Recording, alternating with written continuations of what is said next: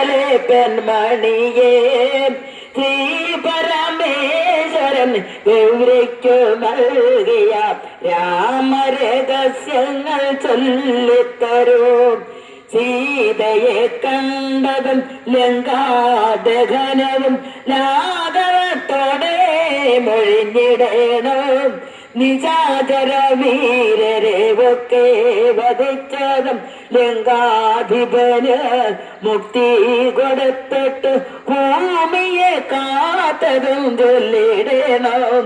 രാമായണത്തിലെ മഹാത്മ്യമൊക്കെയും മാലോകർക്കായി മൊഴിഞ്ഞിടണോ. രാമായണം കഥ പാടുവാൻ വന്നൊരു ചാരിക പൈതലെ പെൺമണിയെ ശ്രീ പരമേശ്വരൻ